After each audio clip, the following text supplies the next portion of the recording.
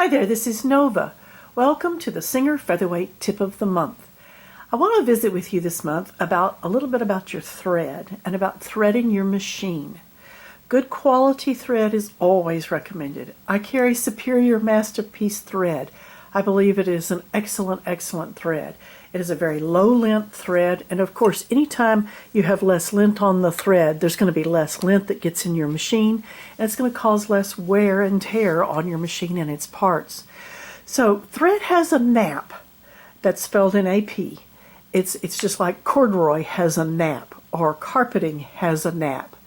And the thread has a nap, and the way the manufacturers make this, and it's intended for you to thread up the machine, thread up the needle, whether it's hand sewing or machine sewing, just as the thread comes off the spool. Well, we're accustomed to that. We don't even think about it. It comes off the spool, we thread up the machine, and we're ready to go. I want to illustrate this with you like this for you, though. A feather, a bird feather, also has a nap. You can see it very easily, much easier than you can see the nap on thread. You'd have to have a microscope to really get to see the nap on the thread very well. But you can see the nap on this feather very easily.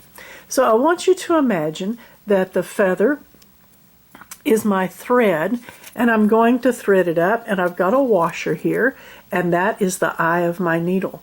So thread has a nap, and you can see when I put the thread going through the eye of the needle the correct direction, it just slides right through. There's no problem whatsoever. But if I try that from the wrong direction, if I try to put that feather through that washer going against the nap, look what happens to that feather. The same thing can happen with your thread.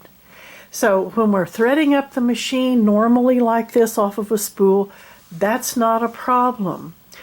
We need to pay attention when we're hand sewing that we don't get the ends of the thread reversed.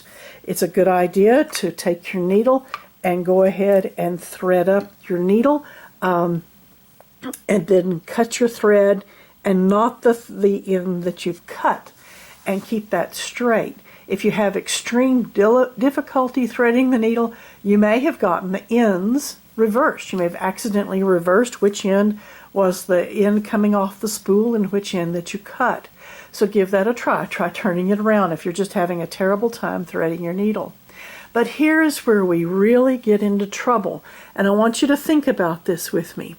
When you fill a bobbin on your Singer Featherweight, the thread is coming off of the spool, and it comes to the tensioner, and we fill our bobbin. So when the thread is coming back off of the bobbin, it is reversed. That nap is reversed. That's the way it was intended, and it's not a problem at all in the bobbin. But we get into a lot of trouble when we decide that we're going to use up that thread, and I do. This is where my binding thread comes from. I'm not going to waste that thread on that bobbin, so I'm going to take that bobbin thread and I'm going to thread up my needle, and I'm going to sew my bindings on with what I have left.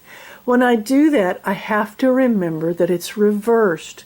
So in this instance, I'm going to knot the end, and I'm going to put the end that I cut coming off of the bobbin through my needle. Now, I recently had several machines come into my repair shop, and the complaint from their owners was that the thread was being shredded as it went through the needle. And my initial thought when they were telling me this and describing this problem was that they either had a poor quality thread or the wrong size needle or something like that going on. But what I discovered when I examined the machines is this is what they had done. They had taken and put their bobbin up here to not waste any of that leftover thread, and then they had threaded up their machines, and they had threaded up the needle using the bobbin thread, which is going in the reverse direction.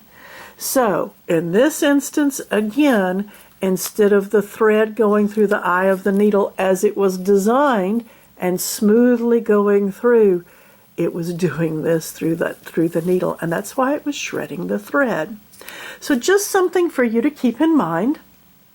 As you're sewing, think about the way things were designed and how they were intended to be used. It'll make it much, much easier for you. You'll have much less difficulty.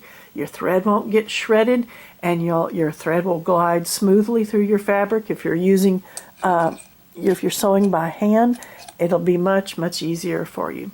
And to remind you, if you have trouble threading your featherweight, and I do, I have a lot of trouble now because of the arthritis in my hands and because I have just a slight tremor now.